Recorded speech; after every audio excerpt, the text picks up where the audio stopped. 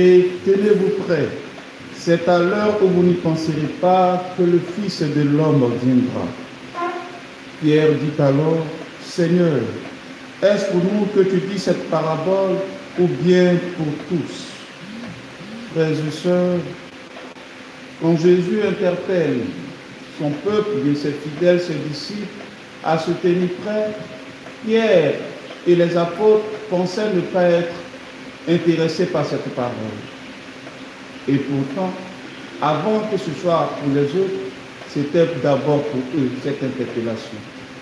Jésus ne répond pas directement à la question de Pierre, mais encore par des paraboles, il leur fait comprendre que c'est avant tout à eux qu'il s'adresse. Nous aussi, frères et sœurs, nous pouvons penser que nous n'avons plus besoin de nous tenir prêts, parce que nous sommes déjà chrétiens, parce que nous communions, parce que nous venons à la messe, parce que nous prions le chapelet, parce que nous avons nos exercices de piété.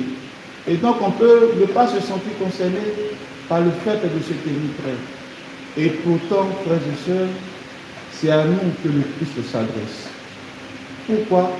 Parce que par nous, nous qui devenons intendants de ces mystères, nous qui savons la vérité, nous qui savons que tous nous serons jugés, nous sommes appelés davantage à faire attention à notre manière de vivre, à notre manière de nous tenir, à surtout être témoins d'une espérance à venir.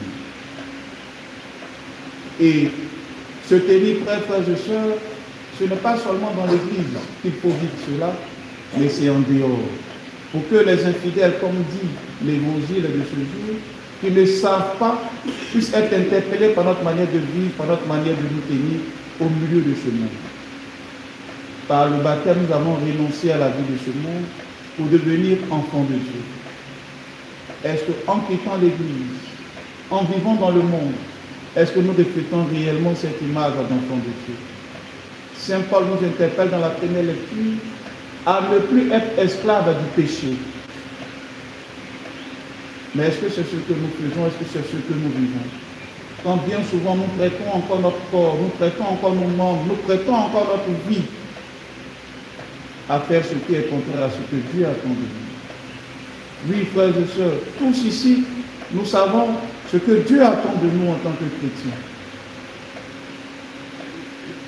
Mais est-ce que nous mettons en pratique les commandements et la parole de Dieu? Tant que nous ne le faisons pas, alors nous rejoignons toujours cette interpellation de Saint Paul. Nous vivons encore sous le règne du péché. Nous nous faisons encore esclaves du péché. Pourtant, nous sommes nés de nouveau.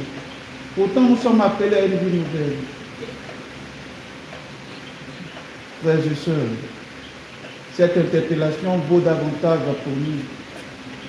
Et comme Jésus le dit à la finale de l'Évangile, le serviteur qui, connaissant la volonté de son maître, n'a rien préparé et n'a pas accompli cette volonté, recevra un grand nombre de coups. Voici le sort qui nous est réservé si nous ne prenons garde, si nous ne veillons sur notre conduite, si nous ne veillons sur notre foi. Notre Seigneur, quand même, bien sachant que nous sommes faibles, continue toujours d'être à nos côtés. C'est pourquoi le Salut disait, notre secours est dans le nom du Seigneur. Et si nous sommes conscients que nous sommes encore faibles, que nous avons encore du mal à mettre en pratique ce que Dieu attend de nous, profitons de l'occasion de cette célébration eucharistique pour lui demander son aide, pour lui demander sa force, pour lui demander surtout son Esprit Saint.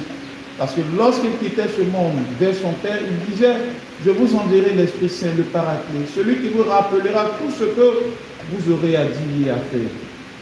Alors, prions le Seigneur de nous donner l'Esprit Saint. Ce cadeau suprême qu'il nous fait, cette force venue d'en haut pour nous permettre de vivre ce qu'il attend réellement de nous et que nous puissions réellement porter le nom de chrétien, petit Christ, appelé à faire et à continuer la vie de notre Seigneur sur terre, que Dieu nous y aide. Amen.